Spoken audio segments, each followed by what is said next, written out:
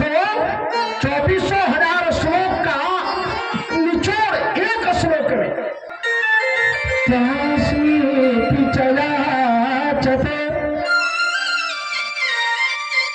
अभयम सर्वभूतेभ्यो ददामि तद्व्रतं मम।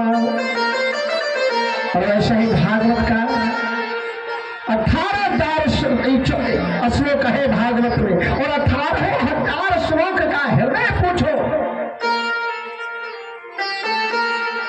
एक श्लोक में यदि कहा जाए कि 18,000 श्लोकों का हृदय कौन है, अंतिम श्लोक, क्योंकि अभी अंतिम कथा नहीं है इसलिए नहीं बोल रहा हूं। लास्ट दिन बोलो, ध्यान आकृष्ट कराते हुए हमें अपने जीवन में ध्यान रखना चाहिए, याद रखना चाहिए। तो दुर्गा सप्तशती का भी श्लोक हृदय है। या श्री स्वजम सुकृति नाम भवनेश्वरत्वे पापात्मनां कृतधियां हृदये स्वबुद्धे श्राद्धा सताम कुलजन प्रभवे सुलज्जा तां त्वां नताश्व परिपालय देवी विश्वम। हमारे सनातन धर्म में स्त्रियों को देवी माना गया है, देवी उसे जिसे हम पूजते। तो जब तक कन्या मायके में है, कुमारी अवस्था में है, तब तक उसका जो भी माता पिता विभावक ने नाम रखा है, चलो वो भी नाम। लेकिन जब ही विवाह होता है, ससुराल जाती है, नाम बदल दिया गया, श्रीमती लग गया, लास्ट में देवी लग गया। अच्छा, श्रीमती का अर्थ क्या होता है? श्रीमती का अर्थ क्या होता है जी? श्री किसे कहते हैं? श्री का मतलब लक्ष्मी। भगवान नारायण की धर्म पत्नी, हाँ, नारायण की धर्म पत्नी। मामी सिर पर से हाथ हटाओ। या श्री स्वयं सुकृतिना, श्री का अर्थ लक्ष्मी और मति का अर्थ मन। तो श्रीमती का मतलब हुआ जिसका लक्ष्मी के समान मन बन जाए, लक्ष्मी के समान जिसका आचरण बन जाए, उसी का नाम श्रीमती है। ये न कि दिन रात पति से लड़ाई करे और श्रीमती कहलाए। देखते हो, दिन रात पति से लड़ रही है और फिर भी कोई पूछे कौन हो आप? उनकी श्रीमती हो। अरे श्रीमती लक्ष्मी जी, जरा देखो, कई लोग कहते हैं ना महाराज हमारे यहाँ पैसा खूब जाता है, लेकिन पैसा टिकता नहीं है, हमारे यहाँ सोच नहीं है। ध्यान देना, वह आदमी जीवन पर्यंत दरिद्र रहेगा। जिस घर में पति पत्नी में कलह हो रहा है ना, वह आदमी जीवन पर्यंत दरिद्र रहेगा। वो कितना भी कमा ले, कितना भी धन अर्जन कर ले, लेकिन हरदम अभाव में ही रहेगा। और जिस घर में पति पत्नी दोनों एक दूसरे से हंसी मजाक करते हुए जीवन व्यतीत करें, वहां जाती हुई भी लक्ष्मी वापस आ जाएगी। हाँ? लेकिन ध्यान देना, तो कैसे? तो देखो, एक निवेदन करो, यदि आप आज तक आप करते आए हैं तो मत करो। पुरुषों के पैर में शनि का निवास होता है, तो कई पुरुष की आदत होती है कि यदि कहीं खड़े होंगे तो पैर पर पैर चढ़ा लेंगे, सोएंगे तो पैर पर पैर चढ़ा लेंगे। ये काम नहीं करना चाहिए। पैर पर पैर चढ़ा करके सोना नहीं चाहिए, अशुभ है। आप शनि को बांध रहे हो, शनि को बुला रहे हो, अपने जीवन में शनि ग्रह को आमंत्रित कर रहे हो। हाँ, और माताओं बहनों के हाथ में शुक्र का निवास होता है, तो कुंडली का योग यह कहलाता है। नॉर्मल कुंडली, और कोई सीखना चाहे ना तो बैठ जाओ ना, आधे घंटे तक सब बता दूंगा।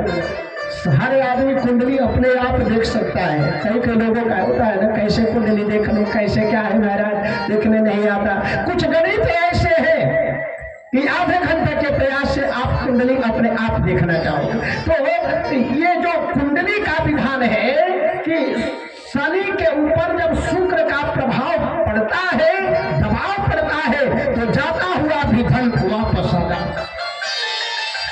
इसलिए सारे देवताओं का फोटो भी आपने देखा होगा, लेकिन माँ लक्ष्मी का फोटो जब भी आपने देखा होगा विष्णु के साथ में, तो कभी बैठे हुए नहीं। जब भी माँ लक्ष्मी नारायण के साथ में विराजमान होती है, चरण दबाते हुए, जब चरण दबा रहे। अब पता नहीं आप लोग चरण हमारे मामा लोगों को दबाती है कि नहीं दबाती है आप जानो, लेकिन जो है न दबाती हो तो दबाना चाहिए, मामा लोगों को दबाना चाहिए। हाँ, लेकिन अब आप ये बात समझ लेना कि मैं आपको प्रश्न डाल रहा हूं। एक जगह कथा करने के लिए गया तो एक आदमी आया, कहा महाराज पिछले दिवाली में मैंने अपने लिए 5,000 का कुर्ता खरीदा, बोले जय श्री कृष्ण, और पत्नी के लिए 4,000 की साड़ी खरीदा। ला करके पत्नी को साड़ी दिया, अपने लिए कुर्ता बनवाया। मेरा कुर्ता 6 महीने भी नहीं चला, फट गया। पत्नी की साड़ी अभी जो कि थे नई नई चमचमाती हुई है। क्यों? मैंने कहा वो कुर्ता धोती कौन थी? क्या वही पत्नी ही धोती थी? हमने कहा 6 महीना चल गया, वो भी बहुत है। दुनिया की कोई भी माताएं बहनें अपने पतियों का कपड़ा प्रेम से नहीं धोते। कुर्ते को खोल दिया तो कुर्ता धो देना, तो चिड़ी हुई है, पता नहीं कहाँ से आए, पसीने लगा हुआ है, खोल करके रख दिया। धोने के लिए कह दिया मेरी साड़ी धोते हो क्या, मैं तुम्हारा कुर्ता धो। तो अब गुस्सा है, लेकिन शादी हुई है, क्या करे, कुर्ता धोना है तो करते क्या है, अब गुस्सा निकाले कहाँ, तो कुर्ते को पकड़ करके मार पट्टा, वो कुर्ता 6 महीना भी चले जाए तो बहुत मुश्किल की बात है। एक काम करना जी, मैं एक उपाय बता रहा हूँ, यदि पत्नी से कुर्ता बढ़िया से धुलवाना हो तो एक काम करना, एक बार चुपके से अपनी जेब में 1,000 रुपया छोड़ देना। ये कुर्ता धोने से पहले जांच जरूर करती है, सारे जेब को टटोलती है, और किसी दिन किसी जेब में यदि 1,000 रुपये मिल गए ना, दूसरा दिन अपने पूछेंगे कुर्तावा धोना है क्या, अपने आप नहीं श्रीमती। हाँ महाराज, संतान की इच्छा है, जब तक मन हमारे पास में है तब तक मन है, लेकिन जब ही परमात्मा के चरणों में समर्पित किया, ये मन मति नहीं रहती, भगवती बन जाती है। और जब वासुदेव और भगवती का मिलन होता है तो 2 संतान उत्पन्न होते हैं। वासुदेव भगवती भक्ति योग प्रयोजित जन आते सुबेराजम ज्ञानम च जग है तुकम। 2 संतान जन्म लेते हैं, कौन कौन? एक ज्ञान और वैराग्य। जब नारायण और भगवती का मिलन होता है तो 2 संतान जन्म लेते हैं, एक का नाम ज्ञान और एक का नाम वैराग्य है। तब तक भगवान श्री कृष्ण ने कहा तथास्तु, और तब तक परम पावन उत्तरायण काल आ चुका था। देखो हमारे सनातन धर्म में दिन रात 3 प्रकार के होते हैं, एक 12 घंटे का दिन और 12 घंटे की रात्रि, एक 15 दिन का दिन और 15 दिन की रात्रि, कृष्ण पक्ष और शुक्ल पक्ष। एक बात और है, 6 महीने का दिन और 6 महीने की रात्रि कब होती है? ये 6 महीने का दिन और 6 महीने की रात्रि कब होती है? आषाढ़ शुक्ल पक्ष एकादशी को भगवान सो जाते, उस एकादशी का क्या नाम है? हरिशयनी एकादशी, देवशयनी एकादशी। और उस एकादशी से भगवान सोए सोए जगते कब है? कार्तिक महीने के शुक्ल पक्ष की एकादशी को, जिसको देवोत्थान एकादशी कहते हैं। यहाँ की भाषा में लोग जेठान जेठान कहते हैं, लेकिन वास्तव में उसका नाम देवोत्थान एकादशी है। नारायण जगदाते इन 6 महीनों में कोई भी मांगलिक कार्य हम नहीं कर सकते। मांगलिक कार्य है जैसे गृहवास है, मांगलिक कार्य है, शादी विवाह है, मांगलिक कार्य है, किसी देवी देवता की प्राण प्रतिष्ठा है, मांगलिक कार्य है, हम नहीं कर सकते। लेकिन ध्यान देना, इन्हीं में से जिन देवताओं की तिथियां आती है, जैसे इन 6 महीनों में किसी देवी देवता की प्राण प्रतिष्ठा नहीं हो सकती, लेकिन जन्माष्टमी के दिन हम कृष्ण की प्राण प्रतिष्ठा कर सकते हैं। श्रावण में भगवान शिव की प्राण प्रतिष्ठा कर सकते हैं। नवरात्रि में हम देवी मां की प्राण प्रतिष्ठा कर सकते हैं। और पितृ पक्ष में हम पितृगणों की शांति के लिए अनुष्ठान कर सकते हैं, और हर लोगों को करना चाहिए। देखो जी, जो है श्राद्ध 3 प्रकार के होते हैं। यदि हमारे घर परिवार में कोई बूढ़ा बुजुर्ग दिवंगत हो गए तो तुरंत जो श्राद्ध करते हैं उस श्राद्ध का नाम षोडशी है। दूसरा जो श्राद्ध होता है, हम पूर्वज में कोई गुजर गए हो तो स्पेशली उनके नाम से हम कहीं पिंड दान करते हैं। जैसे गया जी हो गया या कोई और स्थान पर हो गया। एक व्यक्ति के लिए किया जाए तो नारायण बलि कहते हैं। और अभी से लेकर के पूर्व में जितने भी दादे परदादे 77 पीढ़ियों के लिए यदि हमें पिंडदान करना हो, उसके लिए त्रिपिंडी कहते हैं। हमें अपने जीवन में करना चाहिए। हमारे जाने अनजाने में यदि घर में ऐसी घटना होने लगे कि कोई काम हमने सोचा है और सोचते सोचते अचानक काम में बाधा आ जा रहा है, अब लग रहा है कि हमारा काम पूर्ण होने वाला है, और ऐन समय में यदि बाधा आ गया तो समझ जाओ कि आपको पितृ लोग परेशान कर रहे हैं। ये पितृ दोष का लक्षण है। घर में बच्चा बच्ची है, जल्दी शादी नहीं हो रही है, समझ जाओ कि ये पितृ दोष है। ये सब पितृ दोष के कारण होते हैं। कभी कभी घर में ऐसी भी स्थितियां आती है कि घर में कोई बच्चा है, अचानक उसका दिमाग सही नहीं है, दिमाग गड़बड़ हो गया, आए दिन कोई न कोई घटना हो रही है। ये सब पितृ दोष के कारण होते हैं। तो एक बार जीव को अपने जीवन में त्रिपिंडी श्राद्ध अवश्य कर देना चाहिए, सारे लोगों का उद्धार हो जाता है। हम परम पावन उत्तरायण काल आया, भगवान श्री कृष्ण के चरणों में ध्यान करते करते पितामह भीष्म ने प्राण त्यागा। दक्षिणायन में प्राण त्यागने वालों की उत्तम गति नहीं होती है। उत्तरायण काल में जो प्राण निकलता है उनकी बड़ी उत्तम गति होती है। प्राण त्याग भगवान श्री कृष्ण पांडव के साथ में आए। जाते जाते पितामह भीष्म ने धर्मराज युधिष्ठिर जी महाराज को कुछ धार्मिक उपदेश दिया था। हे धर्मराज युधिष्ठिर, कृष्ण परमात्मा है, इन्हें सामान्य मनुष्य समझने की भूल मत करना। और सुनो,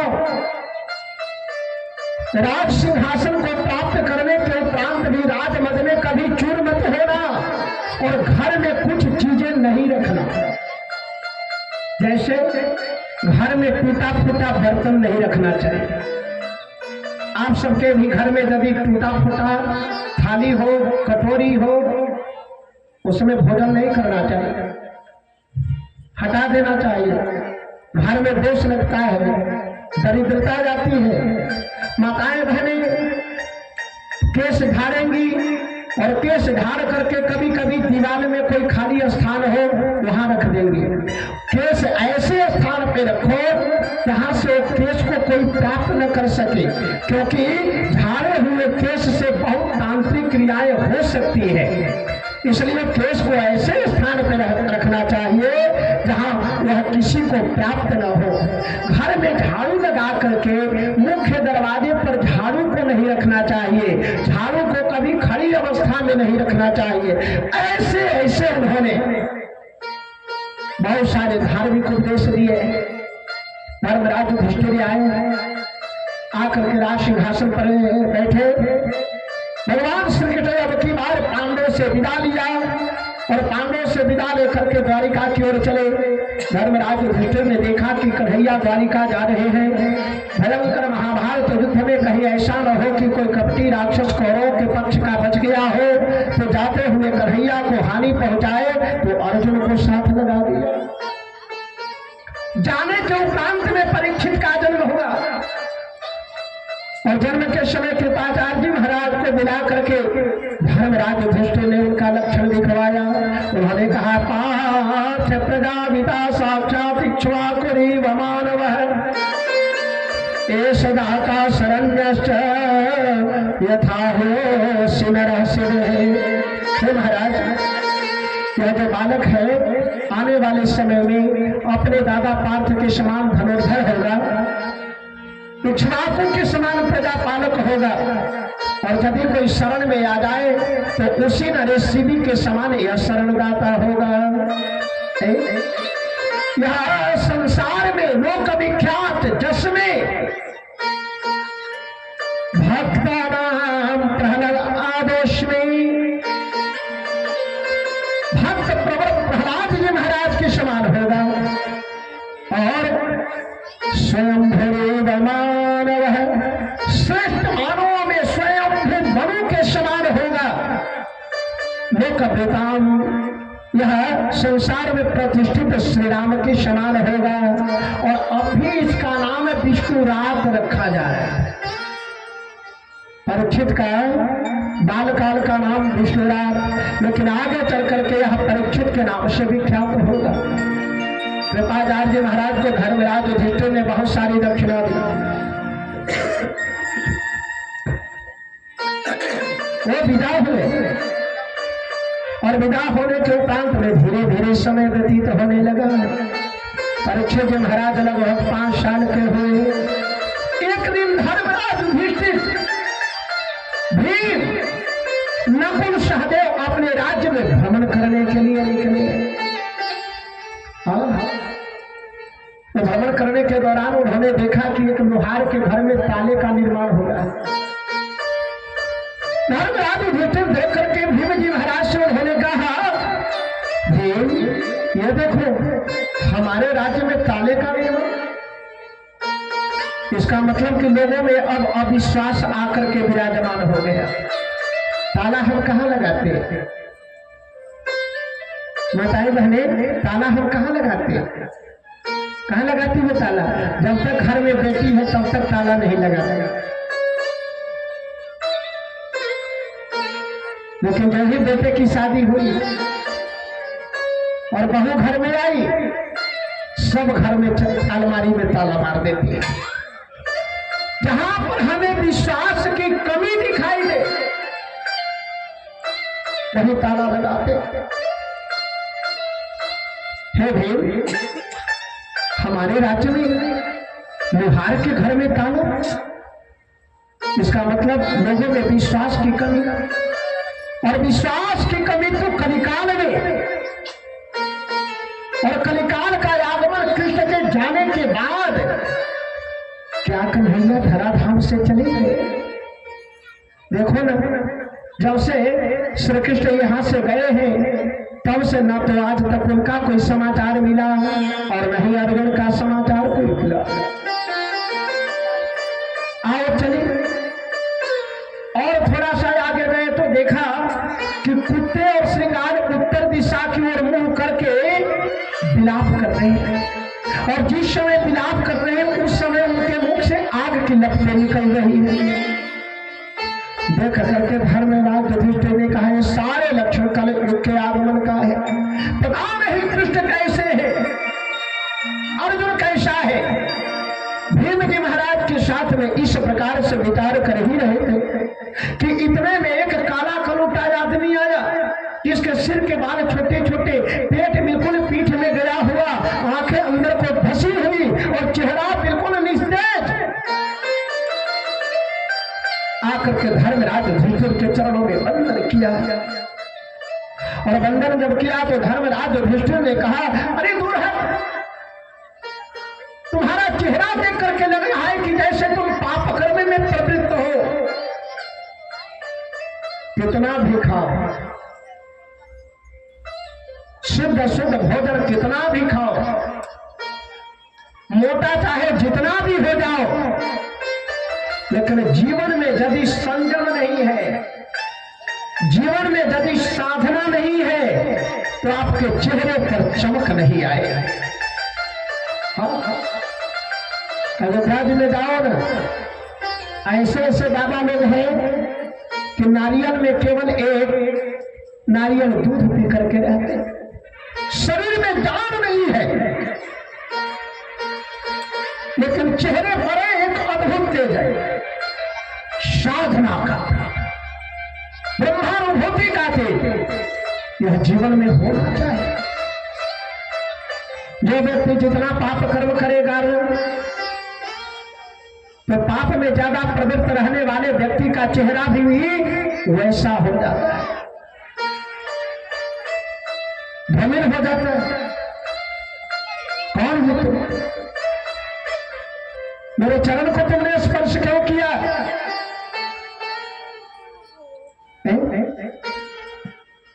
वो व्यक्ति तो रोने लगा, फूट फूट करके रोने लगा। कहा, भैया आपने मुझे नहीं पहचाना। अरे मैं आपका भाई अर्जुन हूं, अर्जुन। धर्मराज युधिष्ठिर अबाक। अर्जुन, जिसकी सुंदरता, जिसके तेज को देख करके स्वर्ग की सर्वश्रेष्ठ अप्सरा वही उर्वशी आकृष्ट हो गई, मोहित हो गई, वो है अर्जुन। तुम्हारी ये दशा क्यों है? कहीं तुमने ना विवाह करने योग्य किसी स्त्री से विवाह तो नहीं कर लिया? किसी गाय या ब्राह्मण का वध तो नहीं कर दिया? या किसी दरवाजे पर आए हुए अतिथि को भोजन कराए बिना तुमने भोजन तो नहीं कर लिया? जिसे पाप कर्म के कारण तुम्हारा चेहरा ये हो गया। और सच सच बताना, कृष्ण कैसे है? कृष्ण की कुशलता कैसी है? अर्जुन ने रोते रोते कहा, वंचित हम महाराज,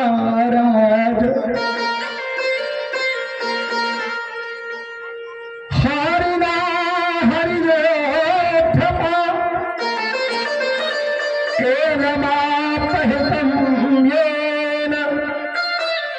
देव विश्वापनम यथा। भैया हम सब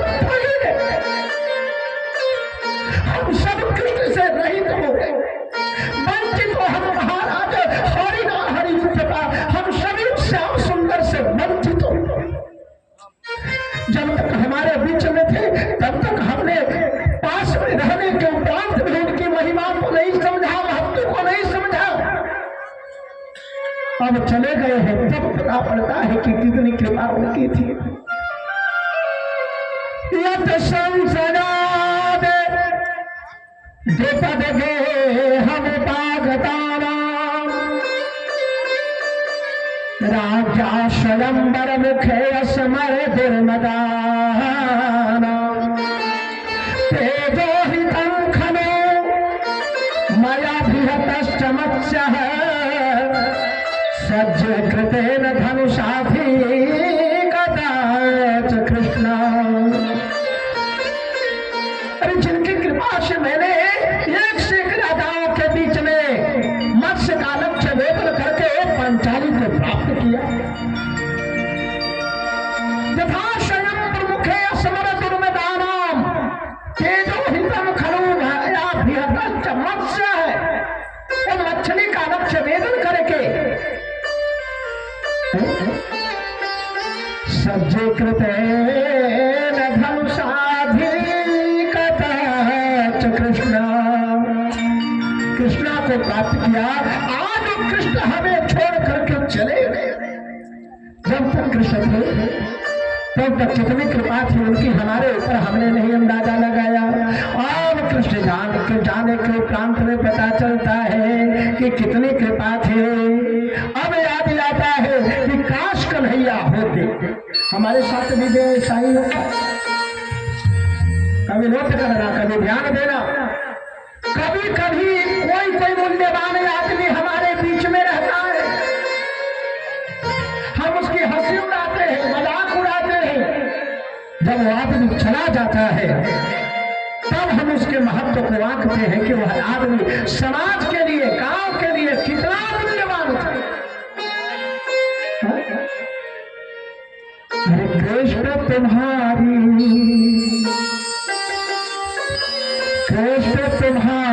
याद में गोकुल भी रोए, मथुरा भी रोए। कृष्ण तुम्हारी याद में गोकुल भी रोए, मथुरा भी रोए। कृष्ण तुम्हारी याद में गोकुल भी रोए,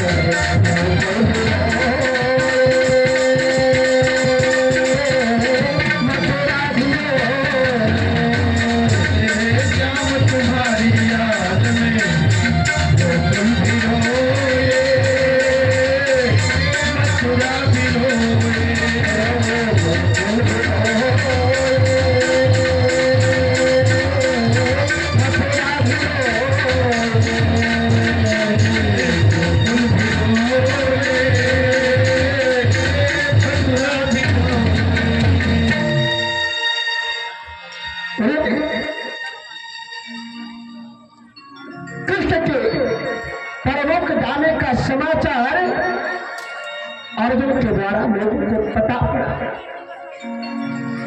और सूत जी महाराज कहते देखो कन्हैया दूर जा रहे हैं, कन्हैया के दूर जाने के कारण विपत्ति का वरदान किसने मांगा था? कुंती ने। अब कृष्ण प्रलोक चले गए, कृष्ण धराधाम पर गए, सबसे पहले प्राण किसने त्यागा? कृष्ण के वियोग में सबसे पहले प्राण किसने त्यागा? सूत जी महाराज कहते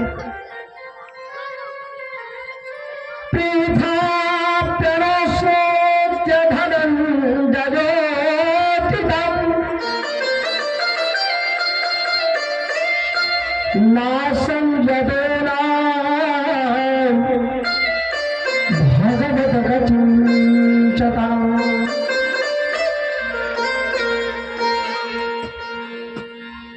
पृथा कुंती का ही एक नाम है। भगवान श्री कृष्ण धराधाम से चले गए, सबसे प्रथम प्राण त्यागने वाली कोई है तो वह कुंती। कृष्ण के वियोग में प्राण त्याग दिया। इतना प्रेम करती है श्री कृष्ण से। एकांत भक्तया भगवत भक्षते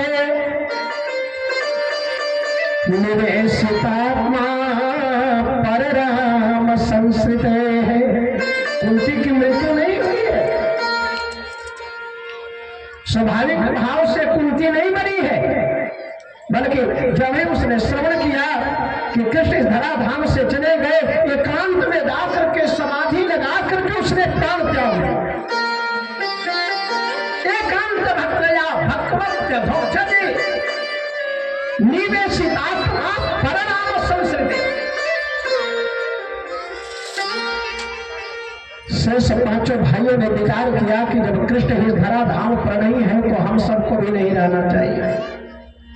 आनंद आनंद में जा करके 5 साल की अवस्था के परीक्षित जी महाराज को राज तिलक किया, राज सिंहासन पर बैठाया और पांचों भाई स्वर्गारोहण हो गए। स्वर्गारोहण की विशेष चर्चा महाभारत में। देखो पांचों भाई जब स्वर्ग जा रहे थे ना, तो स्वर्ग के दरवाजे तक 5 नहीं पहुंच पाए। कौन कौन? द्रौपदी नहीं पहुंच पाई, भीम नहीं पहुंच पाए, अर्जुन नहीं पहुंच पाए, नकुल नहीं पहुंच पाए, सहदेव नहीं पहुंच पाए। सबसे पहले गली द्रौपदी। कहां पर गली? जहां पर आज के समय में बद्रिका आश्रम है। देखो हर गांव में अपने अपने कुल देवी देवता होते हैं। यहां भी देवी मां का मंदिर होगा और बाहर के देवी देवता को आप कितना भी पूज लो, लेकिन गांव के देवी देवता के, अपने कुल देवी देवता की पूजन यदि नहीं करते हैं तो बाहर का किया ध्यान सब बेकार है। मठधारी बाबा इस गांव के एक प्रकार से इष्ट देव है, सिद्ध पीठ है। हाँ,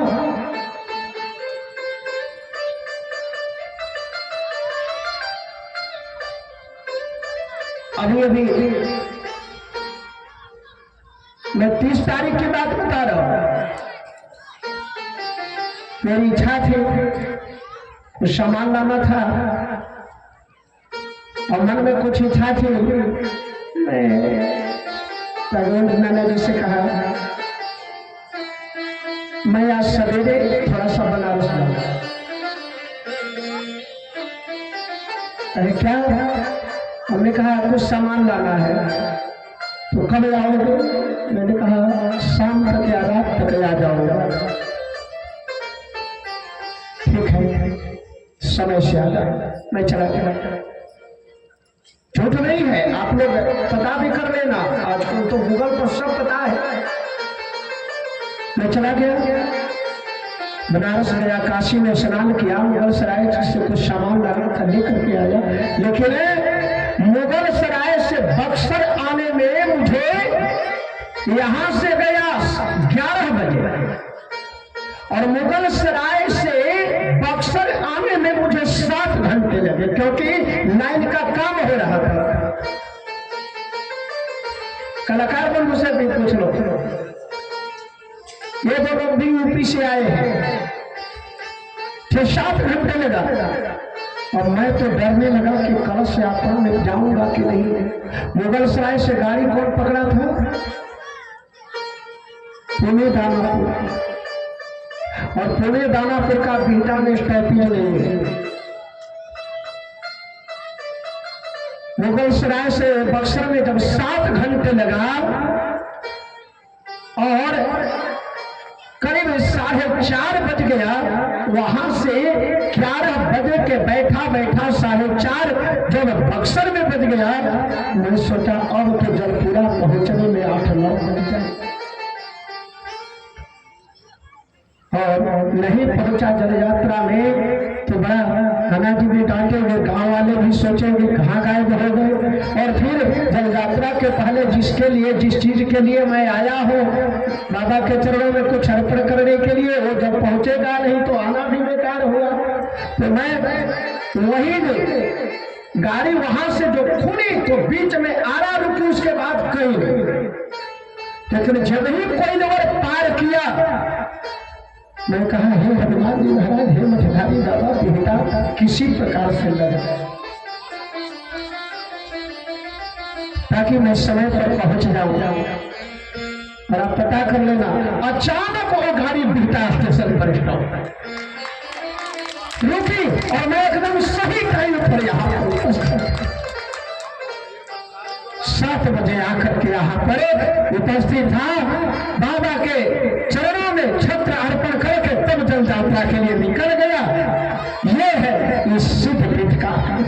अब इस सिद्ध पीठ को छोड़ करके कोई और जा करके ये करो नहीं, समझो इस स्थान का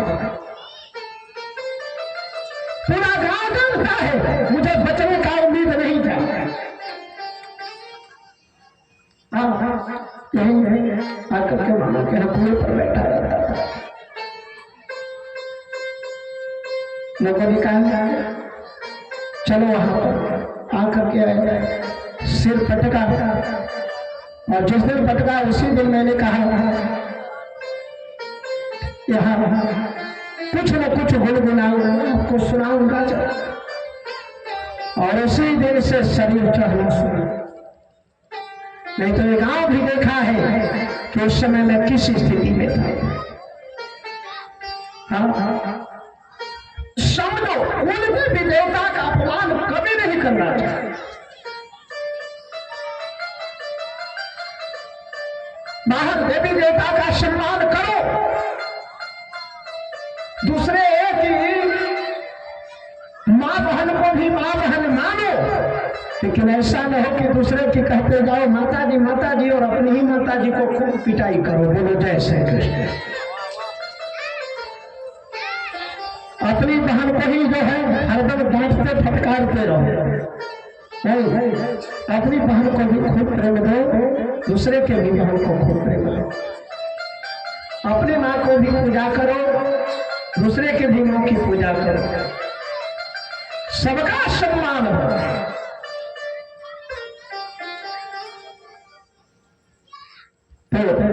बद्रिका आश्रम की कुल देवी कौन है?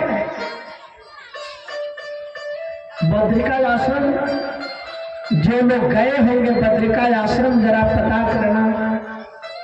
बद्रिका आश्रम की कुल देवी द्रौपदी है। गल गई वहीं पे, उसके आगे जाकर के भीम जी महाराज गले, और उसके आगे जाने पर अर्जुन, नकुल, सहदेव सब गल गए। स्वर्ग के दरवाजे तक केवल धर्मराज युधिष्ठिर पहुंचे और उनके साथ में एक कुत्ता। स्वर्ग के दरवाजे पर पहुंचे, जाते जाते धर्मराज युधिष्ठिर के दाहिने पैर का एक मोटा अंगूठा गल गया। स्वर्ग के दरवाजे पर पहुंचे, देवदूत ने स्वागत किया, महाराज स्वर्ग में स्वागत है, आओ पधारो। धर्मराज युधिष्ठिर आगे बढ़े, कहा नहीं आप केवल स्वर्ग में केवल आपका स्वागत है, आपके साथ जो कुत्ता आया है कुत्ता नहीं आएगा। तो धर्मराज युधिष्ठिर ने प्रश्न किया कि हे महाराज यह बताओ कि ये कुत्ता मेरे साथ यहां तक आया कैसे? मेरे साथ मेरी धर्म पत्नी नहीं आई, बर्फ में गल गया। मेरे साथ भीम जैसा प्रचंड भाई नहीं आया, बर्फ में गल गया। मेरे साथ में समग्र संसार का सर्वश्रेष्ठ धनुर्धर नहीं आया, बर्फ में गल गया। नकुल सहदेव नहीं आया, बर्फ में गल गया। यहाँ तक कि मेरे भी दाहिने पैर के पोटे अंगूठे में गलन आ गई, लेकिन एक कुत्ता क्यों आ गया, कैसे आया? देवदूत ने कहा भीम इसलिए गले कि उनको अपने बलवान होने का अहंकार था। अर्जुन इसलिए गले कि उनको धनुर्धर होने का अहंकार था। नकुल सहदेव इसलिए गले कि उनको अपनी सुंदरता का अहंकार था। और द्रौपदी इसलिए गली कि 5 पतियों के पत्नी होने के उपरांत भी सबसे ज्यादा प्रेम वह अर्जुन से करती। इस अपराध के कारण वह गली। तो मेरा दाहिने पैर का अंगूठा का याद करो, एक बार आप भी झूठ बोले हो। अश्वत्थामा हतः नरो वा कुंजरो वा। द्रोणाचार्य के मारते समय पहले अश्वत्थामा हाथी को मारा गया और अश्वत्थामा हाथी को मार करके भीम ने कहना प्रारंभ किया द्रोणाचार्य जी महाराज के पास में जा करके कि मैंने अश्वत्थामा को मार दिया, मैंने अश्वत्थामा को मार दिया। द्रोणाचार्य को विश्वास नहीं हुआ। वो धर्मराज युधिष्ठिर के पास में आए, हे धर्मराज तुम बोल दो कि अश्वत्थामा मारा गया तो मुझे विश्वास हो जाए। धर्मराज युधिष्ठिर जानते हैं कि अश्वत्थामा इनका बेटा नहीं है, अश्वत्थामा हाथी मारा गया है, लेकिन फिर साफ न करके कह रहे हैं अश्वत्थामा हतः नरो वा कुंजरो वा। हाँ अश्वत्थामा मारा गया, अब हाथी मारा गया कि आदमी मारा गया पता नहीं, लेकिन अश्वत्थामा हतः